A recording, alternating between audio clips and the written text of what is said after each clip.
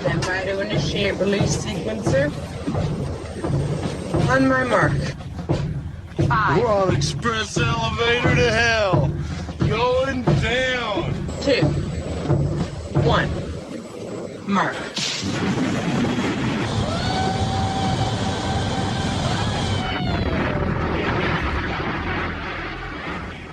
Hello, everyone. My name is Mark, a.k.a. Derringer. Today is Sunday, October 7th, and you are listening to episode 177 of the Instant Action Podcast, your weekly source for Planetside 2 news and information. As always, I'm brought to you by great listeners like you via the Support the Show tab on instantactionpodcast.com. I didn't realize that when I was writing up the show notes, October 7th, 177th show. I guess I should probably go out and play the lottery tonight. I think is Mega Millions still something insane around here? Maybe I got to get out there and do that. Other than that, what's been going on with me this week? I've actually been playing quite a bit of Planetside 2. In fact, that's exclusively all that I've played this past week, which I know I said that I'd probably be splitting my time pretty equally between Planetside 2 and World of Warcraft for a little while, and I know we've got Black Ops 4 in a week, and then we've got Battlefield 5 coming after that, but I've been pretty much hyper-focused on Planetside 2 right now, and this was even prior to the dev livestream coming out. I played multiple times this week. I even got a nice play session in with Drew, and because he reached out to me and said, "Hey, I'm playing today. Come and play." And he and I had a good time. He accused me of cheating live in game, which was very nice of him. I was not cheating, in case anybody's curious. The backstory is that on my engineer, I've been running the LMGs because of ASP, and someone complained in game that they had been killed by an engineer with an LMG, and that was me, obviously. And people jumped to my defense pretty quickly and said, "Hey, he's ASP'd," and of course Drew didn't jump to my defense and quickly said that I was cheating. So I have not been reported for it yet. So Drew, your master plan did not come to fruition. Other than that, what's been going on? I closed my pool today. I know some of you live in states where you don't need to close your pool, or pools are open year-round, and that's pretty awesome for you. But up here in New England, as soon as the calendar turns to October, we turn to closing our pool. And let me tell you, it is a pain in the ass if you are one person doing it yourself. And so anybody else who has experienced that, I feel for you. It's a shitty job, but somebody has to do it. Other than that, pretty quiet week. I picked up my daughter from college on Friday. She's home for the long weekend. I guess not everybody has Columbus Day off, but I took Columbus Day off. So we've been spending the weekend with my daughter up from college, which is really nice. I'll probably end up driving her back tomorrow on Monday. Hopefully I don't run into the amount of traffic that I ran into last Friday. It was absolutely abysmal. Took me 3.5 hours to get there, what's normally a 2-hour drive, and I left early too, which really blew my mind. But again, that's pretty much been my week. So with that, let's actually talk about what's in store for this week's show. And really, it's going to be about one thing, and that's because the most recent dev live stream pretty much dominated all news this past week. So I'm going to talk about that today because they teased a lot of new stuff out there. After that, I talked to Romus, and we have Veteran's Voice back. He's back from his hiatus. So we have a new Veteran's Voice again today, and I've got a couple all queued up. Actually, he sent me an email, and he said that I could read portions of it. So let me pull that up real quick. So basically, he's moving, and his PC is going to be shipped up, and he's going to be out of action for a little while that happens. But he did specifically say in the email that he loves it when he wrote, "I love when you use the TR soundtrack as part of the episode. It never fails to get my hair to stand on end. I even snapped a picture a few weeks ago while driving because it was just too cool." And then he included a picture for me as well of him rocking the actual hair standing on end. So Romus, don't worry, I'll play the TR soundtrack as part of the episode again this week too, just for you. But with that, let's jump into this week's episode of the Instant Action Podcast.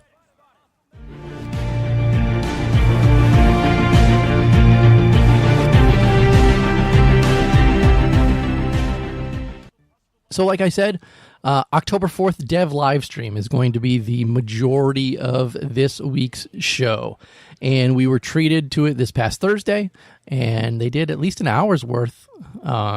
Talked about a lot of stuff, answered some questions at the end, did their usual giveaways. You know, it's your pretty standard dev live stream at this point. I got home halfway through it, so I only saw the second half of it. The funny part is, I turned on the live stream just as Drew got out of his seat and switched with somebody with Garrett. So I kind of teased him for that.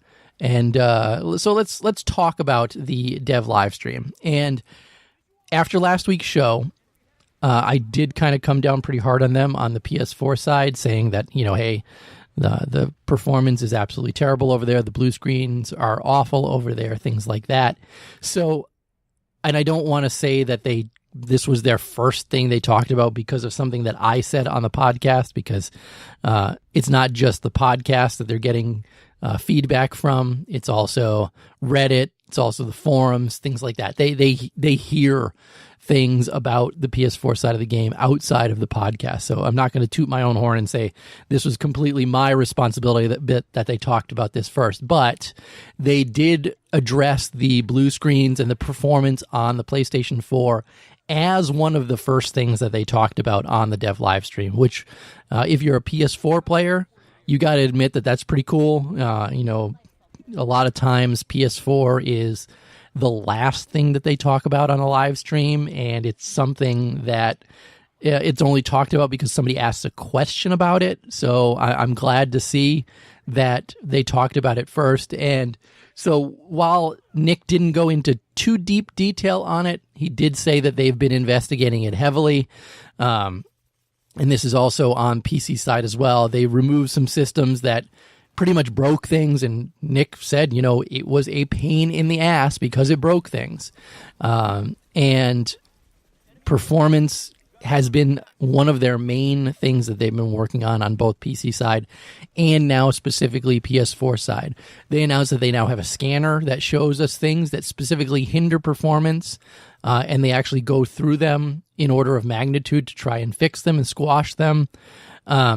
But they did say, you know, Nick did specifically say that they do feel that they are narrowing down all the causes for the majority of the instability and the blue screens on the PS4 side of the game. But he also did say, you know, I've got to let you know, patching on the PS4 is hard. It's not as easy as it is on the PC side, and I've talked about this in the past. Obviously, PC side, they control everything about it. You know, when they want to put something out on live, they just put a game update out.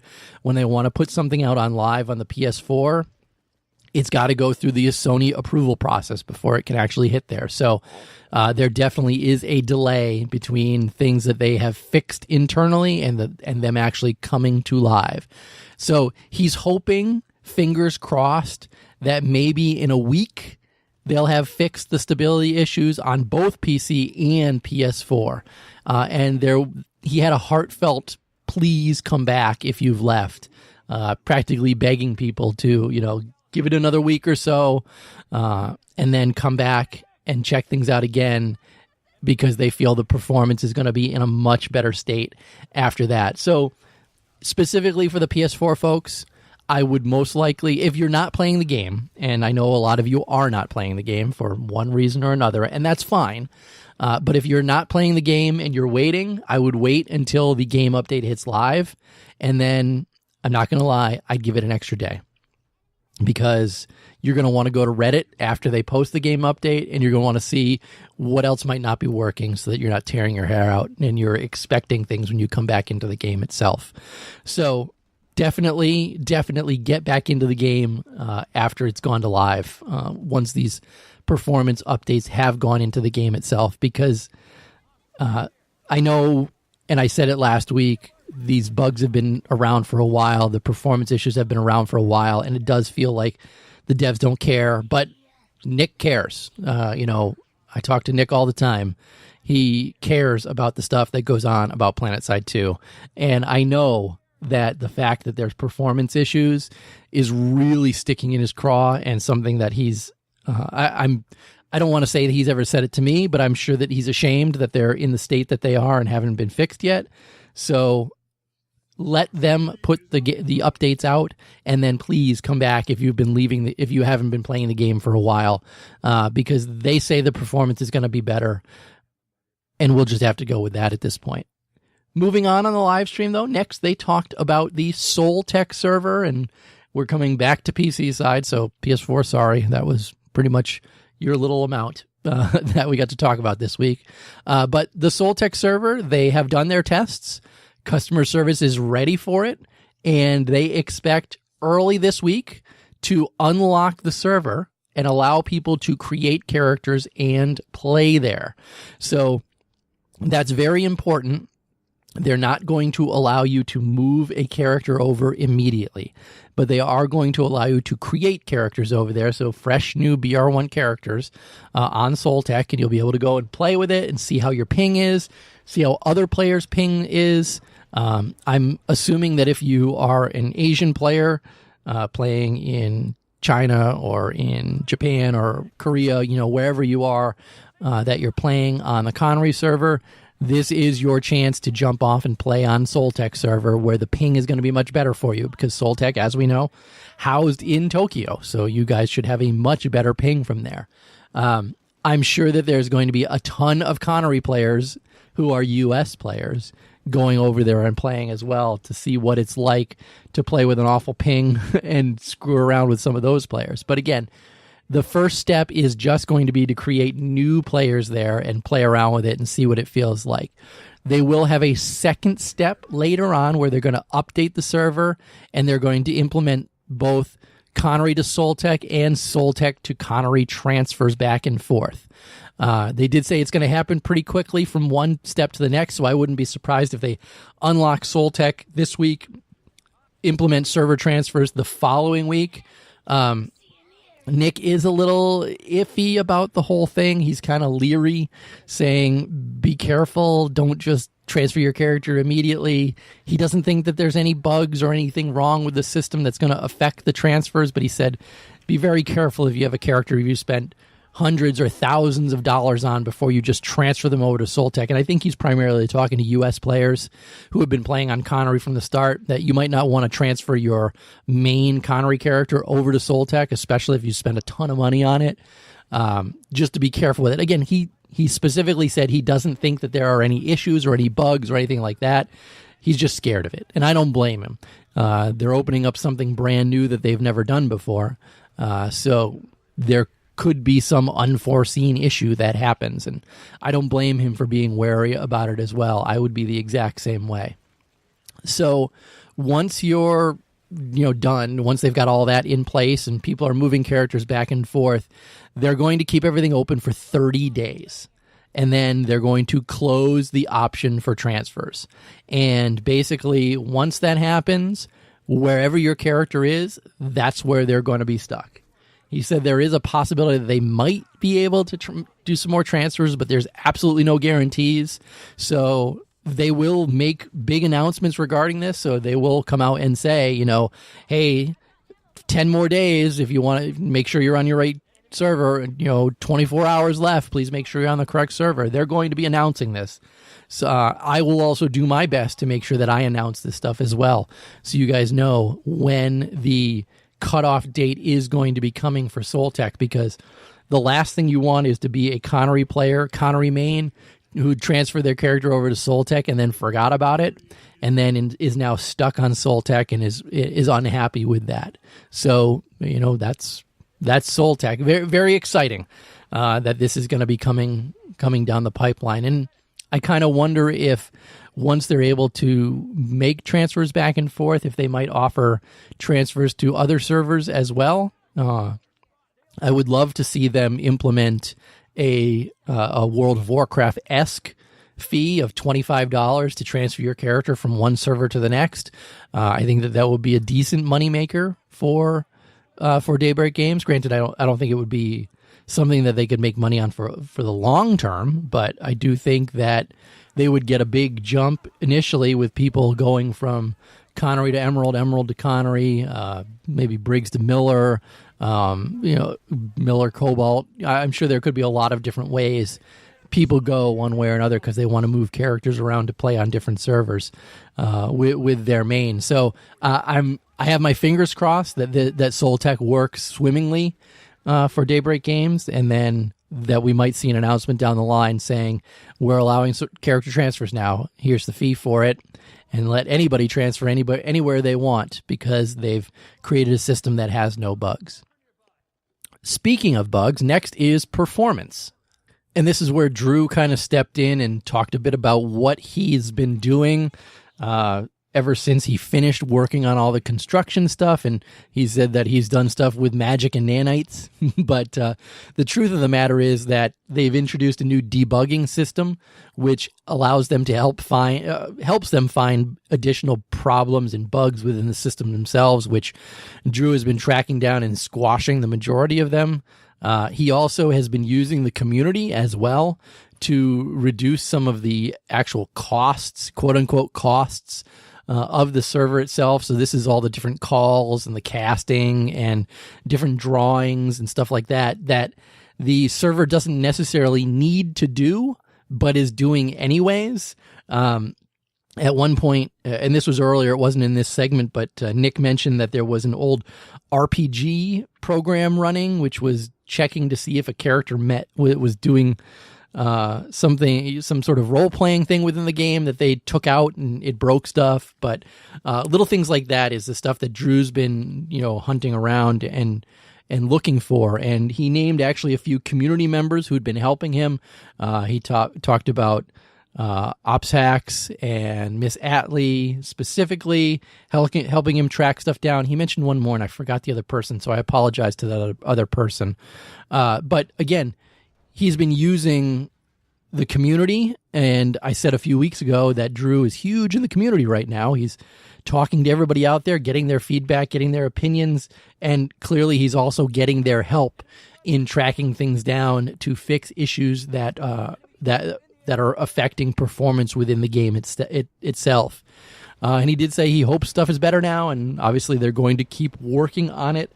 And also, he and Nick both wanted to remind everybody that the /bug command does work, and it really does. It wasn't working a little while back where they lost a day's worth of stuff, but they did say that they have a member of the team checking the bug command every day to make sure that it works. So I'm sure that person is attempting to log a bug in game and then going onto the back end and making sure that that bug is actually logged into the system itself. So again, if you're still seeing bugs in the game, use the /bug command in game, and people like Drew are going to be on top of them to try and fix them.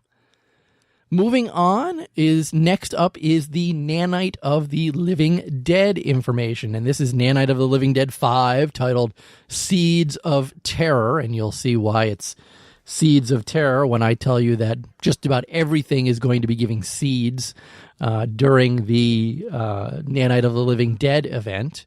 And we don't have the exact start date of the Nanite of the Living Dead event, but it's going to be some point this week.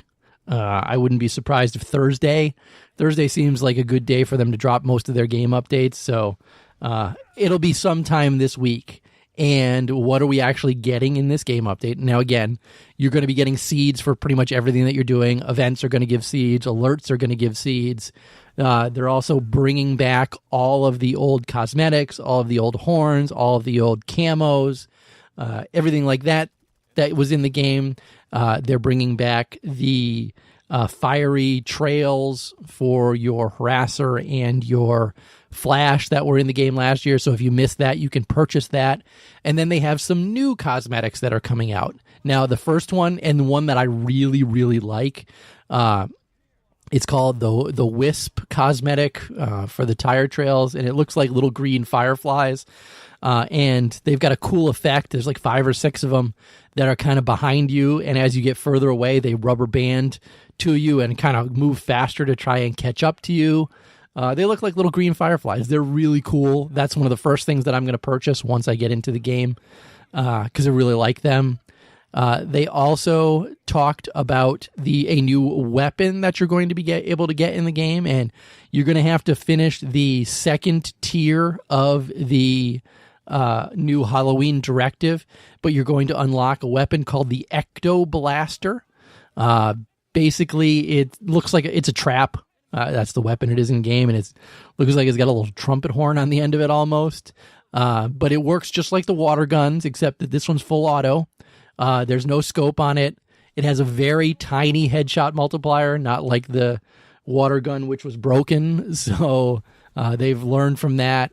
It's only going to be available during the Halloween event. And again, you need to unlock it by completing the second tier of the directive itself. So I know what I'm going to be working on to try and get that as soon as I can.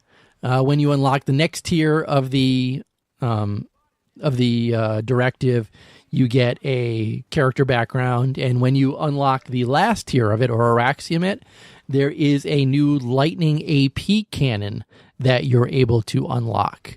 And it also looks like a little trumpet at the end of the cannon, but the barrel of the cannon is also kind of swirly striped. It almost looks like licorice, and it's going to be faction colored as well.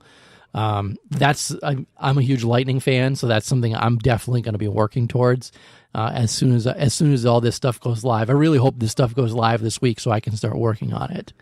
And the last new thing about the Nanite of the Living Dead event is that they have changed the drop pods so that they look like Galacto lanterns this year. So when your drop pod comes out of the sky, it's a big pumpkin.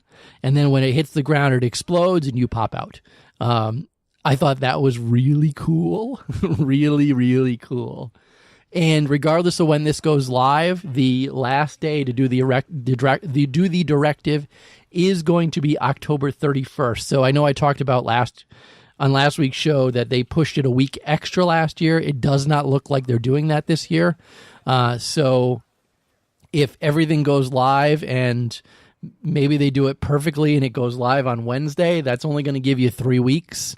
You're most likely going to have 3 or less weeks this year to get this directive done. So don't delay if you want to unlock the Ecto Blaster and you want to unlock the lightning armor-piercing variant cannon. Now let's move on to, at this point, Drew left the show and in came Garrett to talk about some new weapon mechanics that he's been playing around with. Now I have to say it was very cool when Garrett came on because he started showing off some of the cool things that he's been doing with projectiles in the game itself. And I guess he's the one, or it sounds like he's the one who created the bouncing projectiles inadvertently. If you guys remember that, instead of the bullets piercing through people and hitting somebody behind them, they were bouncing back and hitting the person that fired them. So Garrett's actually been doing some work now with bouncing projectiles. And they showed off him shooting the gun, and you can see where the projectile goes and then where it bounces in different directions. And I can just imagine so many ways that they could bring this kind of stuff into the game and kind of make it cool. My first thoughts, and I know people are going to scream at me as soon as I say this, is that the shield of the NC Max, how awesome it would be if it would bounce bullets off of it. And that led me to say, well, why not the same with any of those type of see-through shields in the game itself? I'd love to see bullets bouncing off of them. I'd love to see bullets bouncing off the engineer turret. It could hit friendlies. It could hit other enemies nearby. I don't care. I want to see these bouncing projectiles in the game itself, adding to some kind of interesting realism to it. Now, granted, if I was thinking this out 100%, I'd say, well, the Vanu weapons shouldn't get access to this because they're all energy beamed, but that wouldn't be fair to them. So maybe we can't do that. But either way, Garrett's been playing around with bouncing projectiles, which currently crashes the game, and that's why they had to show what he's been working on in a video, not actually on the test server that they work on. He also showed off some other different things, like almost like a mortar round where you fire it into the air, and then at the end of its life, it splits into a bunch of different projectiles. that hit the ground. And in addition to that, he was also doing things where first bullets do higher damage and later bullets do less damage. At this point, they also talked about the new carbine for the TR, which it's a full auto carbine, but it does more damage if you fire it as a burst. So this is like a reverse spin up, so it's more a spin down. So it spins up really fast for the first few shots and then spins down on later shots. So they're working on trying to get that into the game itself. Again, a lot of different cool things that Garrett's actually working on in regards to projectiles in the game. I'm all for it. Bring more stuff, cool stuff like this in the game itself. I love the piercing rounds, and the fact that you're offering it to everybody is good. So I'd love to see some of these other things coming into the game itself. Next, they talked a bit about Osher, and this was really just Rel saying expect to watch him do some live streams of terrain work where he might take additional suggestions. Again, it's going to be on his personal stream. It's not going to be on an official dev live stream. Then they answered some other miscellaneous questions. Someone asked about the next round of ASP, and those perks said not something we'll see this year, but most likely next year. Someone asked if there was going to be a ping cap on Soltech or any server, and the answer to that is no.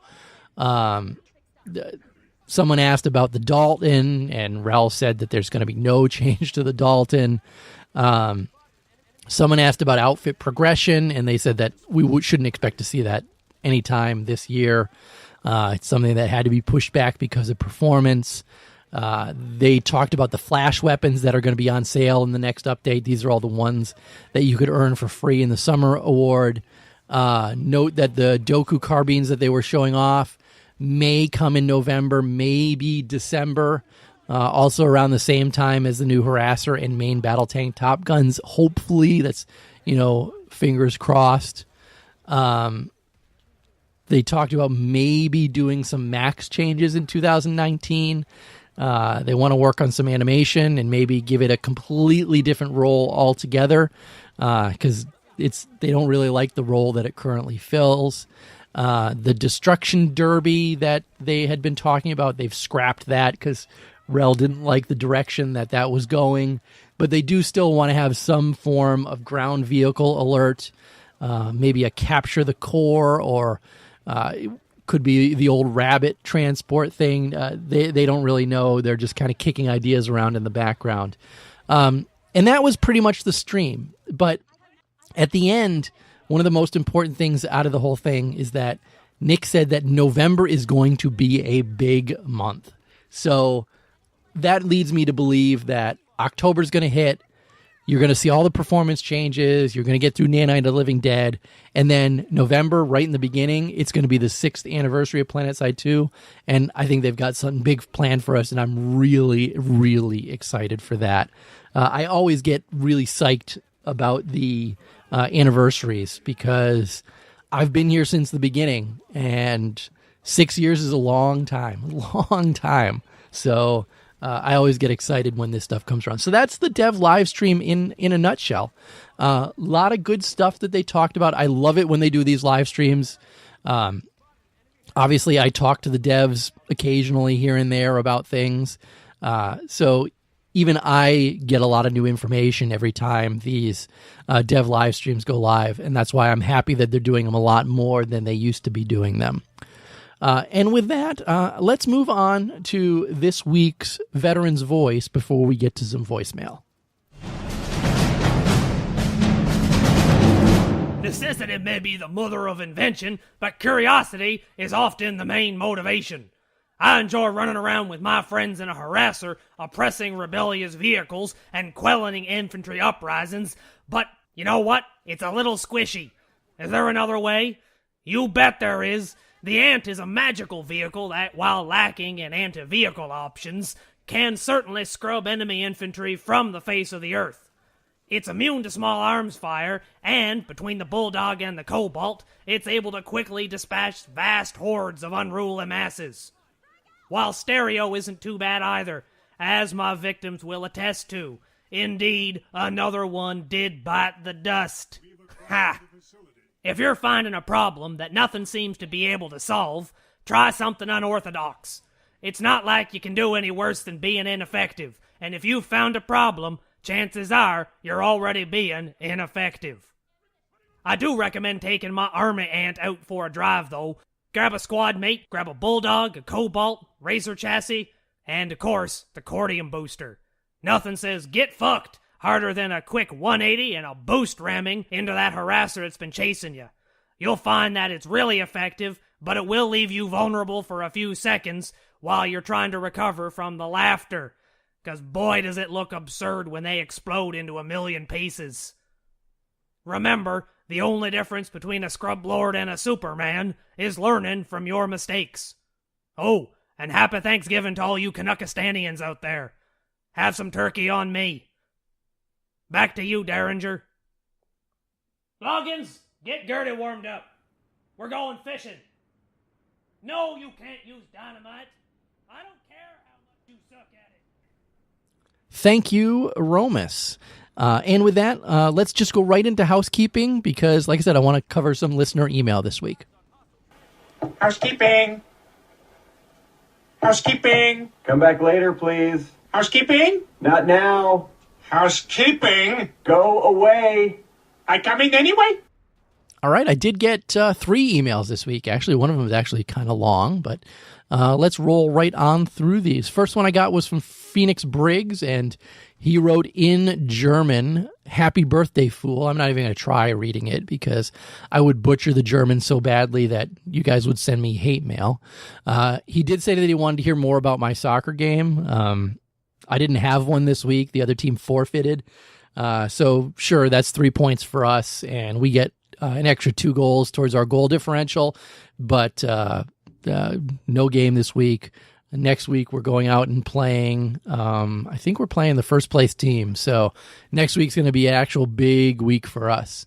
But other than that, he writes, I'm glad that there's going to be some more software for the PlayStation.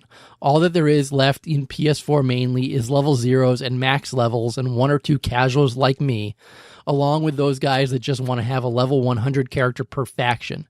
Isn't the membership currently just give you a switchblade and another item? Sorry about last week. I got a lot of schoolwork.